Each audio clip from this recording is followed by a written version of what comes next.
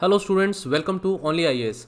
आइए डिस्कस करते हैं इंटरनल सिक्योरिटी का पेपर जीएस पेपर 3 अभी जो हुआ है उसमें इंटरनल सिक्योरिटी के पेपर की एनालिसिस करते हैं students. Internal security as a topic यहाँ पर 50 नंबर का आया है स्टूडेंट्स। तो आप देख सकते हैं 1/5 जो आपका पेपर हो गया वो आपका इंटरनल सिक्योरिटी का है। 2 क्वेश्चन आए हैं 10 नंबर के और यहाँ पर 2 क्वेश्चन आए हैं 15 नंबर के। एनालिसिस करूं मैं 2021 के पेपर की जो ऑब्वियसली इस साल जनवरी में ही हुआ था। स्टूडेंट्स, बिल्कुल सिमिलर काइंड ऑफ पैटर्न था। तब भी इसी तरीके का पेपर आया था, 50 मार्क्स का पेपर आया था। और जिस भी स्टूडेंट ने यहाँ पर सिलेबस को अच्छे से प्रिपेयर किया हुआ है उसके लिए ये पेपर कंपैरेटिवली, ये क्वेश्चंस जो पार्ट है जीएस पेपर 3 का, ये क्वेश्चंस कंपैरेटिवली इजी रहे हैं। सिलेबस से डायरेक्टली टॉपिक को पिक करके क्वेश्चन पूछे गए हैं एंड प्रीवियस ईयर क्वेश्चंस। मैं हमेशा अपने स्टूडेंट्स को बोलता हूं प्रीवियस ईयर क्वेश्चंस बहुत इंपॉर्टेंट हैं इंटरनल सिक्योरिटी के टॉपिक को पढ़ने के लिए। जिस भी स्टूडेंट ने प्रीवियस ईयर क्वेश्चंस की प्रैक्टिस करी है उस स्टूडेंट के लिए अच्छे आंसर्स लिखना बहुत ईजी हो जाता है स्टूडेंट्स। पेपर थोड़ा सा कंपैरेटिवली हम बोलें तो प्रेडिक्टेबल भी था और प्रीवियस ईयर क्वेश्चंस की प्रैक्टिस है, सिलेबस को अच्छे से प्रिपेयर किया है, आप आराम से इन क्वेश्चंस का आंसर कर सकते हैं। तो 4 क्वेश्चन कौन से आए हैं ये अभी हम डिस्कस करेंगे। इससे पहले मैं आपको अब हमारे 2 कोर्सेज के बारे में बता देता हूँ स्टूडेंट्स। ये 2 कोर्सेज हमारे चल रहे हैं CSM comprehensive solutions to mains 2023 and comprehensive prelims special batch 2023।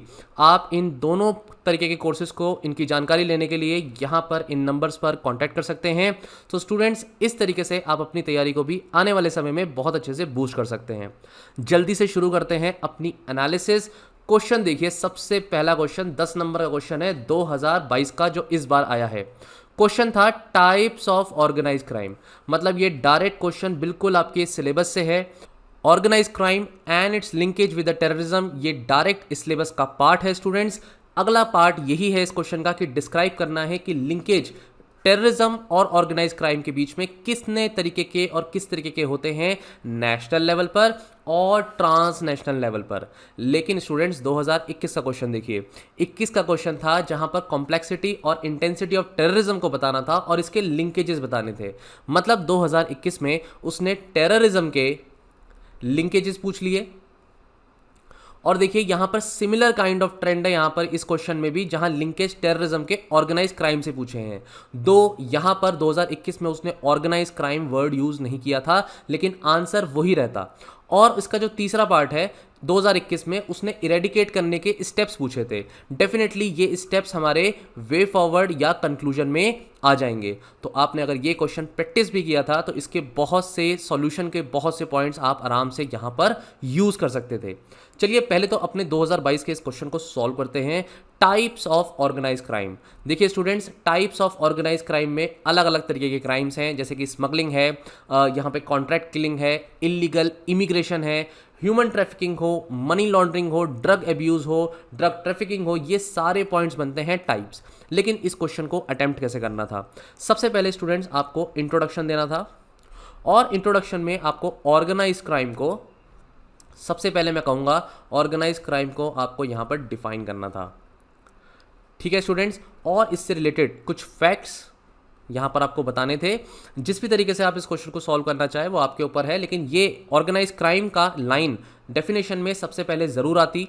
इसके साथ साथ यहाँ पर इसके लिंकेज की बात करते हैं हम इंट्रोडक्शन में अपने, और एक लाइन में हम इसके लिंकेज और एसोसिएशन की बात बता देते।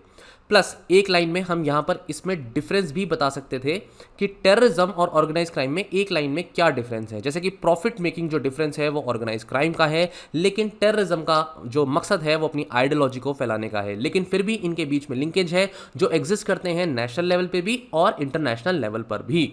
तो ये आपका इंट्रोडक्शन बनता। इंट्रोडक्शन के बाद आपको डायरेक्टली एड्रेस करना था इन टाइप्स को। इसके अलावा अब जो फॉर्म्स ऑफ लिंकेज, जो अगला पार्ट है क्वेश्चन का, इसमें अलग अलग फॉर्म्स है स्टूडेंट्स।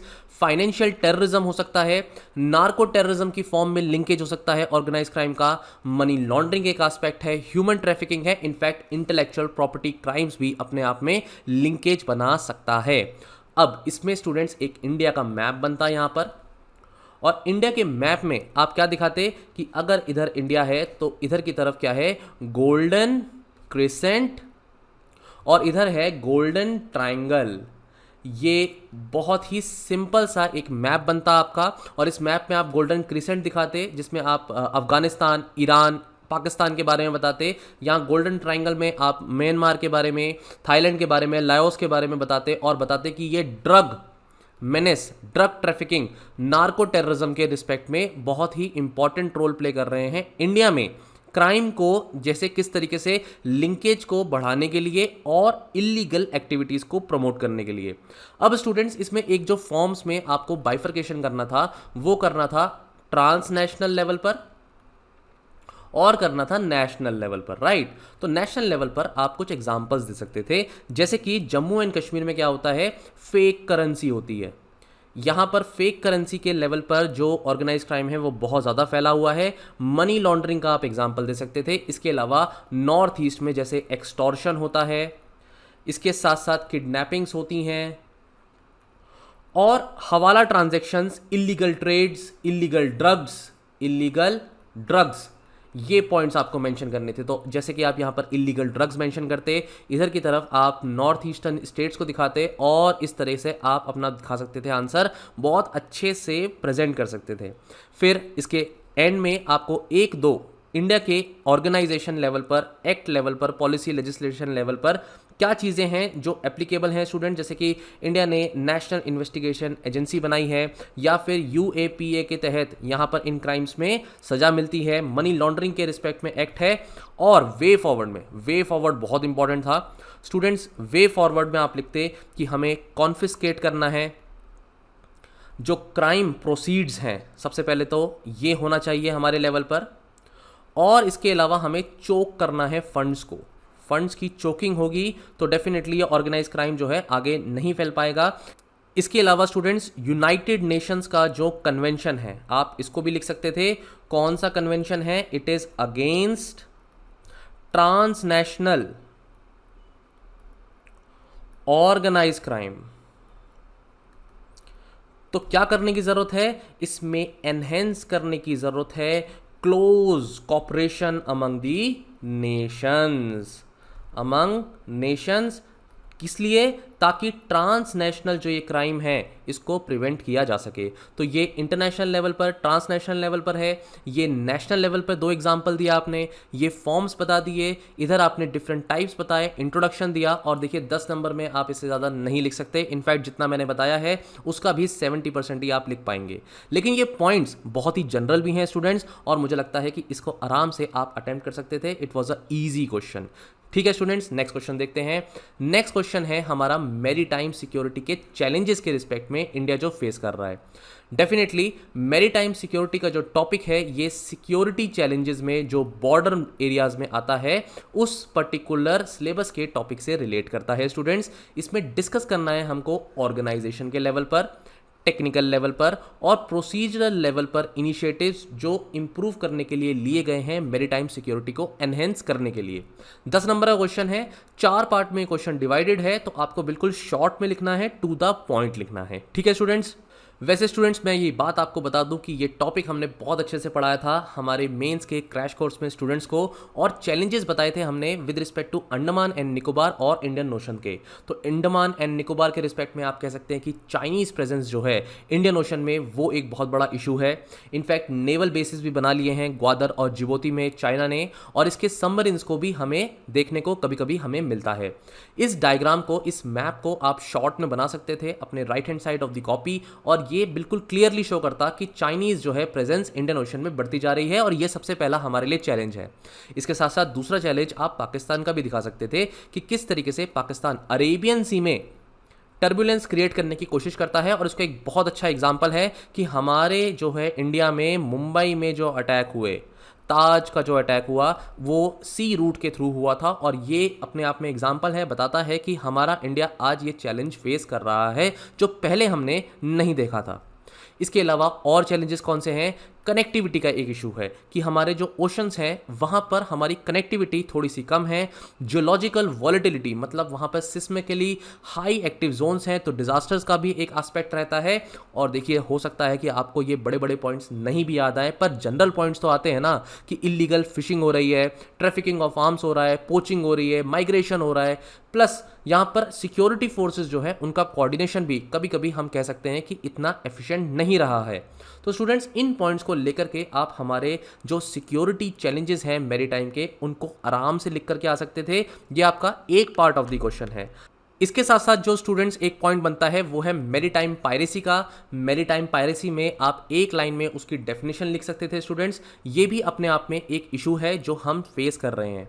ये तो एस्पेक्ट हुए कि चैलेंजेस क्या हैं। अब स्टूडेंट्स इस क्वेश्चन को आगे सॉल्व कैसे करना था। देखिए ऑर्गेनाइजेशन के लेवल पर अगर हम देखें तो हमने तो सेटअप किया हुआ है ट्राई सर्विस कमांड। ये ट्राई सर्विस कमांड हमने कहाँ सेटअप करी है स्टूडेंट्स, ये हमने अंडमान एंड निकोबार में सेटअप करी हुई है।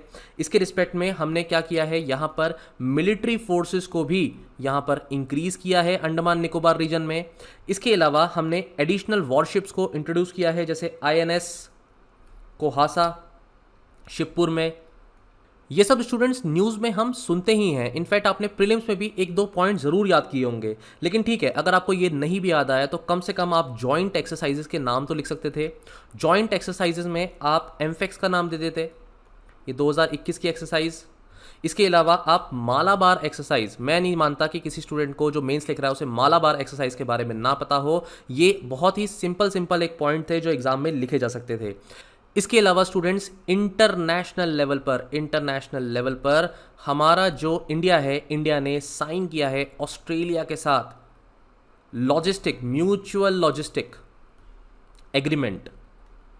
ये आप कोट कर सकते थे। इनफैक्ट जब इंडिया UNSC का प्रेसिडेंट बना लास्ट अगस्त 2021 अगस्त में, तो इंडिया ने इस बात को बहुत क्लियरली रिप्रेजेंट किया कि मैरीटाइम सिक्योरिटी और सेफ्टी ये प्रायोरिटी पर होना चाहिए। तो स्टूडेंट्स ये 2-3 पॉइंट्स लिखते थे। इसके बाद आपको लिखना था टेक्निकल एस्पेक्ट। टेक्निकल एस्पेक्ट में आपको देना था कि हमने क्या किया है डाटा शेयरिंग के रिस्पेक्ट में। आपने ये पढ़ा होगा पक्का कि इंडियन फ्यूजन सेंटर क्रिएट किया है। ये सेंटर गुरुग्राम में है और ये सेंटर स्टूडेंट्स जो है मैरीटाइम सिक्योरिटी के लिए ही और डाटा शेयरिंग के लिए बना है। इनफैक्ट इसके अलावा हमने कोस्टल रडार स्कीम को या रडार स्टेशंस को यहाँ पर इम्प्लीमेंट किया है, उनको बनाया है। ऑटो आइडेंटिफिकेशन की बात करी है, ऑटो आइडेंटिफिकेशन सिस्टम। देखो स्टूडेंट्स, मैं अंडरस्टैंड करता हूँ कि जब एग्जाम में हम लिख रहे होते हैं तो हमें 7 मिनट में 10 नंबर का क्वेश्चन करना है और ये पॉइंट्स हो सकता है याद नहीं आए। लेकिन अब कुछ जनरल बातें जो कि आप आराम से लिख सकते थे, जैसे कि भाई मैरीटाइम जो पुलिस है उसको तो इंक्रीज करना चाहिए, प्लस उसको टेक्निकली हमें क्या करना चाहिए, एडवांस करना चाहिए।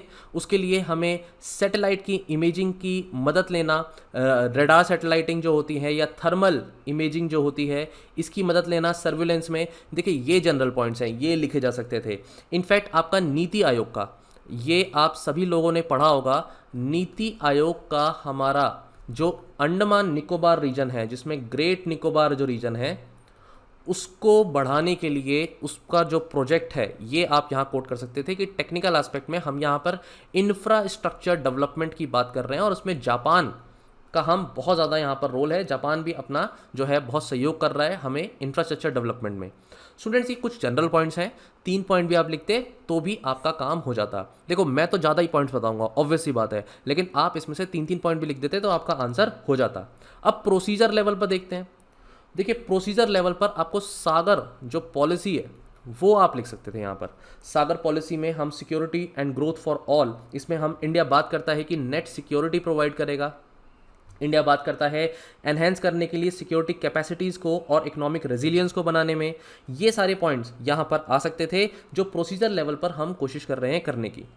इसके बाद स्टूडेंट्स वे फॉरवर्ड में आप यहाँ पर आराम से बताइए कि मैरीटाइम जो पायरेसी बिल है ये पास होना चाहिए। इसके अलावा सर्विलेंस को बेटर करने के लिए हमें और भी ज़्यादा ज़रूरत है टेक्निकली एडवांस होने की। और नेशनल, ये ज़रूर लिखा जा सकता था यहाँ पर, national commercial maritime security policy document को इंप्लीमेंट करने की जरूरत है। ये 2-3 लाइन लिखते और आपका आंसर डन था। ठीक है स्टूडेंट्स, देखिए तीसरा क्वेश्चन डिस्कस कर रहे हैं अब हम यहाँ पर। तीसरा क्वेश्चन जो आया आपका साइबर सिक्योरिटी। अरे मैं कितनी बार बता चुका हूँ अपने स्टूडेंट्स को कि ये जो टॉपिक है ये हर साल रिपीट हो रहा है, कंटिन्यूअसली एक के बाद एक इस टॉपिक पर क्वेश्चन पूछे जा रहे हैं। ये आउट क्वेश्चन समझ लो आप, अगले साल भी इस पे क्वेश्चन बनना है। इस बार क्वेश्चन क्या बना, इस बार क्वेश्चन बना डिफरेंट एलिमेंट्स कौन से होते हैं साइबर सिक्योरिटी के, जबकि 2020 में क्वेश्चन आया different types of cyber crimes कौन से हैं। स्टूडेंट्स इसके बाद क्वेश्चन पूछता है कि चैलेंजेस साइबर सिक्योरिटी के ध्यान में रख करके जरा जल्दी से बताओ कि इंडिया जो है सक्सेसफुली क्या comprehensive national cyber security strategy को इंप्लीमेंट करने में सक्षम हुआ है या नहीं हुआ। इसका मतलब हमें यहाँ पे कोई ना कोई डाटा देना पड़ेगा और हमें कैरेक्टरिस्टिक्स बतानी पड़ेंगी नेशनल साइबर सिक्योरिटी स्ट्रेटजी की, और इंडिया के 2-3 इनिशिएटिव्स जो गवर्नमेंट ने लिए हैं उनको एक्सप्लेन करना होगा। स्टूडेंट्स 2021 का क्वेश्चन देखिए, यहां पर उन्होंने क्या काम किया था, क्रॉस बॉर्डर साइबर अटैक्स को लिंक कर दिया था कि भाई साइबर सिक्योरिटी और क्रॉस बॉर्डर जो है डिफेंस है उसको, दोनों को बातों को मिलाकर के पूछा था। In short cyber security, cyber crimes, इससे रिलेटेड जो क्वेश्चंस हैं हर साल आ रहे हैं। आप इन क्वेश्चंस को, इन टॉपिक को नहीं छोड़ सकते स्टूडेंट्स। अब डिफरेंट एलिमेंट्स की बात करें तो ये सारे डिफरेंट एलिमेंट्स हैं जो साइबर सिक्योरिटी के होते हैं। अब हो सकता है आप ये बड़े बड़े शब्द नहीं लिख पाए एग्जाम में, लेकिन ध्यान से सोचो, अगर आप सोचेंगे कंपनी के रिस्पेक्ट में, तो कंपनी का डाटा क्या यहाँ पर सेव होना चाहिए या सिक्योर होना चाहिए या नहीं होना चाहिए? बिल्कुल होना चाहिए। तो हमारी कोशिश होनी चाहिए कि हमारा जो एलिमेंट्स हैं साइबर सिक्योरिटी के, वो हमारी कंपनी के डाटा की इंफॉर्मेशन जो है उसको सिक्योर करें। देखो ये बन गया पॉइंट। इसके अलावा जो आपका यूज़र है, उस यूज़र, उस कंज्यूमर का भी डाटा प्राइवेसी उसकी बहुत इंपॉर्टेंट है। अब वो ब्रीच नहीं होना चाहिए, प्लस उसके साथ फिशिंग जैसा या रैंसमवेयर जैसे साइबर अटैक्स नहीं होने चाहिए। तो मतलब जो पर्टिकुलर आपका जो यूज़र है उसका ध्यान रखना, वो साइबर सिक्योरिटी क्राइम से इंपैक्टेड नहीं होना चाहिए। तो देखो ये इस पॉइंट से रिलेटेड हो गया। प्लस मान लो कोई क्राइम हो भी जाए तो रिकवरी कैसे करोगे, उससे बचोगे कैसे, ऐसा कोई प्रोटोकॉल बनना चाहिए। तो ये इस पॉइंट के अंदर आ गया। आपका जो नेटवर्क है, पूरा के पूरे नेटवर्क की सिक्योरिटी होनी चाहिए। प्लस आप जो एप्लीकेशन सॉफ्टवेयर यूज़ कर रहे हो, उस सॉफ्टवेयर में भी आपको साइबर सिक्योरिटी थ्रेट से लड़ने की क्षमता, कैपेसिटी एंड कैपेबिलिटी होनी चाहिए। ये इस पॉइंट में आ गया। मतलब 5 पॉइंट घुमा फिरा के मैं ये बोलूं कि आप जनरल लैंग्वेज में भी लिख सकते थे, आप इतने टेक्निकल वर्ड नहीं भी लिख पाते, कोई टेंशन नहीं थी। लेकिन आंसर क्या होता, आंसर एलिमेंट्स पूछा था। अगर आप इसमें टाइप्स लिख करके आ गए हैं साइबर सिक्योरिटी के, तो definitely then your answer is not that good and you are not close to your question. Clear? अब स्टूडेंट्स इसमें जो आगे का एस्पेक्ट आता है, इसमें नेक्स्ट जो पार्ट आता है कि भाई नेशनल साइबर सिक्योरिटी स्ट्रैटेजी, इसके बारे में पूछता है। तो स्टूडेंट्स इसमें क्या लिखना है? स्टूडेंट्स इसमें आप लिख सकते थे कि सबसे पहला पॉइंट, लार्ज स्केल लेवल पर डिजिटलाइज करने की कोशिश हो रही है, डिजिटल बनाने की कोशिश हो रही है पब्लिक सर्विसेज को, राइट? ये इसका एक कंपोनेंट है। दूसरा कंपोनेंट है भाई इंस्टीट्यूट जो है, इंस्टीट्यूशन जो है उसकी कैपेसिटी को बिल्डअप करना। तीसरा पॉइंट क्या है, सप्लाई चेन लेवल पर सिक्योरिटी को बढ़ाना। एंड देन फोर्थ पॉइंट है क्रिटिकल इंफॉर्मेशन, जो इंफ्रास्ट्रक्चर है उसके प्रोजेक्ट को हमें क्या करना है, प्रोटेक्ट करना है स्टूडेंट्स। देन डिजिटल जितनी भी पेमेंट्स हो रही हैं, डिजिटल पेमेंट्स को हमें क्या करना है, सिक्योर बनाना है। ये सब जनरल पॉइंट्स हैं। अगेन एटलीस्ट लास्ट के 3 पॉइंट तो बहुत ही जनरल है। इंस्टीट्यूट की कैपेसिटी बढ़ाना, ये भी एक जनरल पॉइंट है। इन सभी पॉइंट्स को ही आपको ध्यान में रखना है। प्लस फ्यूचर कैसा है, फ्यूचर डिजिटल इंडस्ट्रियलाइजेशन की बात करता है, इंडस्ट्रियलाइजेशन 4.0, और इसमें जो है इंडस्ट्रियलाइजेशन होगा, इंटरनेट ऑफ थिंग्स जैसी टेक्नोलॉजी आएगी, आर्टिफिशियल इंटेलिजेंस जैसी टेक्नोलॉजी आएगी, तो हमें साइबर सिक्योरिटी को और बूस्ट करने की ज़रूरत है। अब इंडिया क्या सक्सेसफुली इसको डेवलप कर पाया है? स्टूडेंट्स इसमें 2-3 पॉजिटिव बातें लिख दीजिए। पॉजिटिव बातों में आप लिखिए कि भाई इंडिया ने जो है अपनी तरफ से नेशनल साइबर सिक्योरिटी सेंटर बनाए हैं। इंडिया ने अपनी तरफ से CERT इन, ये हर स्टूडेंट लिख के आता है अपने एग्जाम में, आपको भी लिखना है। और क्रिटिकल इंफ्रास्ट्रक्चर के लिए आपका नेशनल क्रिटिकल इंफॉर्मेशन जो इंफ्रास्ट्रक्चर प्रोजेक्ट सेंटर्स हैं ये बनाए हैं। लेकिन अब आपको आंसर में, कंक्लूजन में अपने ये बात बोलनी है कि अभी भी हम बहुत दूर हैं। क्यों दूर हैं? क्योंकि इंडिया जो है देख रहा है धीरे धीरे क्राइम, साइबर अटैक के बढ़ते चले जा रहे हैं। इसमें आप 2-3 रिपोर्ट्स का सहारा ले सकते हैं, जैसे कि ग्लोबल इंफॉर्मेशन सेफ्टी रिपोर्ट। ये रिपोर्ट कहती है कि इंडिया में जो अटैक्स हो रहे हैं, टारगेटेड जो अटैक्स हो रहे हैं, इंडिया 2nd रैंक पर आता है। दूसरा पॉइंट आप इसमें ग्लोबल साइबर सिक्योरिटी इंडेक्स, इस इंडेक्स का सहारा ले सकते हैं अपने आंसर में कि इंडिया अभी भी 10th स्पॉट पर है। तो इस बात से क्लियर हो जाता है कि अभी भी हमें इसको बहुत अच्छे से इंप्लीमेंट करने की ज़रूरत है और इसके एक्सटेंट को हॉलिस्टिकली डेवलप करने की ज़रूरत है। So India needs to work a lot, क्योंकि धीरे धीरे क्या हो रहा है कि नंबर ऑफ सब्सक्राइबर्स जो हैं, नंबर ऑफ जो इंटरनेट यूजर्स हैं वो बढ़ते चले जा रहे हैं और साइबर क्राइम्स भी उसके रिस्पेक्ट में बढ़ रहे हैं। तो इन सब बातों को ध्यान रख करके या तो ये पॉइंट्स आप इंट्रोडक्शन में दे देते या ये पॉइंट्स से आप कंक्लूड कर सकते थे आंसर को, ये आपके ऊपर है किस तरह से आप लिखते हैं, लेकिन पॉइंट्स और ओवरऑल यही रहते। तो आई होप इस क्वेश्चन का आंसर आपको आ गया। अगला क्वेश्चन अब हम डिस्कस करेंगे स्टूडेंट्स, वो है नेक्सलिज्म का। नेक्सलिज्म एक अपने आप में ऐसा टॉपिक है जो मल्टीपल टाइम्स एग्जाम में पूछा जाता है स्टूडेंट्स। 2022 में क्वेश्चन आता है कि social economic and developmental issues जो हैं वॉयलेंट सिक्योरिटी थ्रेट के जो है प्रॉब्लम क्रिएट कर चुके हैं और डिस्कस करना है एमरजेंट इशूज़ और multi layered strategy to tackle it. देखो स्ट्रैटेजी जो है ना, ये मैं अपने स्टूडेंट्स को बार बार बताता हूँ कि ये स्ट्रैटेजी ही बार बार घूम घूम के आपसे पूछता है। 2018 में क्वेश्चन पूछता है लेफ्ट विंग एक्सट्रीमिज्म पर कि भाई ये गवर्नमेंट की इंडिया की अप्रोच बता दो काउंटर करने के लिए इन चैलेंजेस को। 2020 में पूछता है कि भाई लेफ्ट विंग एक्सट्रीमिज्म के डिटर्मिनेंट्स क्या हैं, और फिर अगेन सेकेंड पार्ट क्या है, देखो स्ट्रैटेजी बतानी है गवर्नमेंट के लेवल पर, सिविल एडमिनिस्ट्रेशन के लेवल पर, सिक्योरिटी फोर्सेज के लेवल पर। अरे भाई अगर ध्यान से इस क्वेश्चन का प्रैक्टिस किया होता आंसर आपने, तो यार इस क्वेश्चन का आंसर ये नहीं है मल्टी लेयर्ड स्ट्रैटेजी। अरे मल्टी लेयर्ड स्ट्रैटेजी गवर्नमेंट के लेवल पे बता देते, सिविल एडमिनिस्ट्रेशन लेवल पे और सिक्योरिटी फोर्सेस। इस क्वेश्चन को बस अच्छे से प्रैक्टिस करके जाना था। अगर आपने प्रीवियस ईयर क्वेश्चंस प्रैक्टिस करे थे दोनों क्वेश्चन, तो इस क्वेश्चन के फॉर्डर पॉइंट्स आपको मिल जाते और ये आप आराम से आंसर लिख लेते। अब बात करते हैं एमर्जिंग, यहां पर क्या लिखा है एमर्जिंग इश्यूज की। देखो एमर्जिंग इश्यूज में ना, एमर्जिंग इश्यूज में कुछ पॉइंट्स आएंगे स्टूडेंट्स।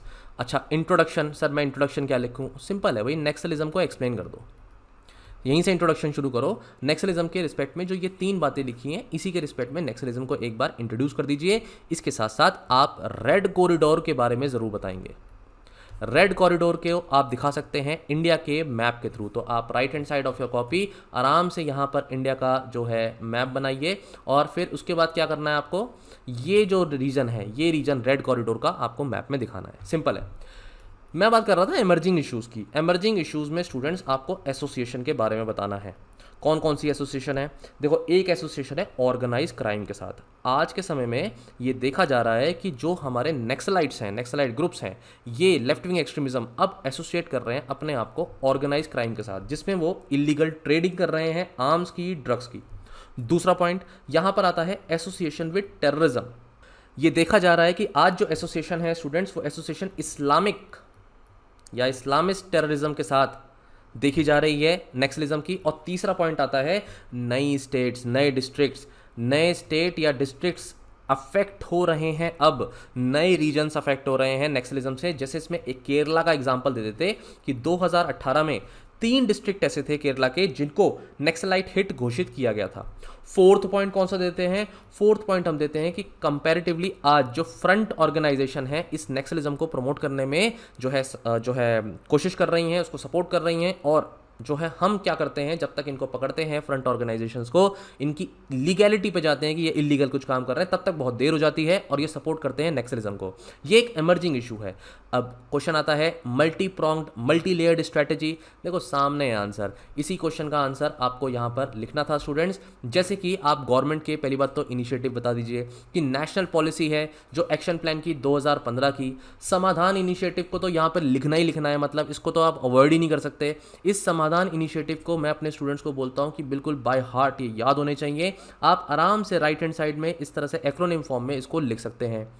इसके साथ साथ रोड कनेक्टिविटी प्रोजेक्ट्स को बढ़ाना, लेफ्ट विंग एक्सट्रीमिज्म में मोबाइल टावर्स को इंक्रीज करना, इंफ्रास्ट्रक्चर को डेवलप करना, ये गवर्नमेंट हमारी ऑलरेडी कर चुकी है। अब गवर्नमेंट को आगे क्या करना है, गवर्नमेंट को आपको स्ट्रेटेजी एनहेंस फ्यूचरिस्टिक रिस्पेक्ट में बतानी है। तो सबसे पहला गवर्नमेंट की स्ट्रेटेजी होगी गुड गवर्नेंस देने की। इसकी कोशिश होनी चाहिए, गवर्नमेंट को ध्यान रखना चाहिए कि प्रॉपर डायलॉग होने जरूरी हैं अभी, कि नेक्सलाइट अफेक्टेड एरिया हैं जो लोग हैं उनके साथ डायलॉग हो। जॉब क्रिएशन पर गवर्नमेंट को फोकस करना चाहिए। और सबसे इंपॉर्टेंट बात रीसेटलमेंट, रीसेटलमेंट जो होता है प्लस रिहैबिलिटेशन जो होता है, इस पर फोकस करे गवर्नमेंट। इसके बाद इसमें सिक्योरिटी फोर्सेस कैसे हेल्प कर सकती हैं स्टूडेंट्स, सिक्योरिटी फोर्सेस को हमें ट्रेनिंग देनी है। क्लियर। इसके साथ साथ उन्हें ये भी बताना है कि जो ये लोग हैं ये हमारे ही हैं, ये अलग नहीं हैं, लेकिन उन्हें मॉडर्नाइज भी करना है। मॉडर्नाइजेशन में सिक्योरिटी फोर्सेस में technical knowledge and technical advancement के लिए आप ड्रोन्स लिखिए। ड्रोन्स के साथ साथ आप यहाँ पर satellite thermal imaging, radar imaging, ये सारे पॉइंट्स लिखिए। इसके अलावा बेस्ट प्रैक्टिसेस जो हैं, बेस्ट प्रैक्टिसेस जैसे ग्रे हाउंड नाम लिख दीजिए, ग्रे हाउंड आंध्र प्रदेश का, इसको आप कोट करके आराम से आ सकते थे। ये सब स्टूडेंट्स पढ़ते हैं जो नेक्सलिज्म टॉपिक को समझते हैं। इसके अलावा सिविल एडमिनिस्ट्रेशन को जो भी पॉलिसीज़ हैं उनके प्रॉपर इम्प्लीमेंटेशन का ध्यान रखना है, प्लस बिहेवियर जो है इनका इस तरह से होना चाहिए सिविल एडमिनिस्ट्रेशन का कि फीलिंग ऑफ एलिनेशन ना आए नेक्सलाइट अफेक्टेड लोगों के अंदर, एंड गुड गवर्नेंस का फोकस इस पे भी आता है सिविल एडमिनिस्ट्रेशन पर। यहाँ पर आप सिविल सोसाइटीज़ का भी रोल दे सकते थे। सिविल सोसाइटीज़ जो एनजीओज होती हैं वो भी कैसे सेल्फ हेल्प ग्रुप्स बना करके फाइनेंशियल एम्पावरमेंट कर सकती हैं। फाइनेंशियल एम्पावरमेंट, इतने सारे पॉइंट्स दे दिए, इसमें से 5 भी लिखाते तो नंबर अच्छे आ जाएंगे स्टूडेंट्स, टेंशन नहीं लेनी। और ये सारी बातें बहुत जनरल हैं। तो स्टूडेंट्स इस तरह से हमें समझ में आए ये 4 क्वेश्चन हम कैसे डील कर सकते हैं। जो भी स्टूडेंट्स अब नेक्स्ट ईयर के एग्जाम की तैयारी कर रहे हैं, प्रीवियस ईयर क्वेश्चन को इंटरनल सिक्योरिटी में कोई भी स्टूडेंट भूल कर भी छोड़ करके नहीं जाएगा, हमें वो बहुत अच्छे से प्रिपेयर करने हैं। चलिए स्टूडेंट्स, बहुत अच्छा लगा आपके साथ इंटरेक्ट करके। आई होप आपको इंटरनल सिक्योरिटी अब कैसे तैयार करनी है और इस पेपर को एनालिसिस आपको समझ में आई होगी। Thank you so much students.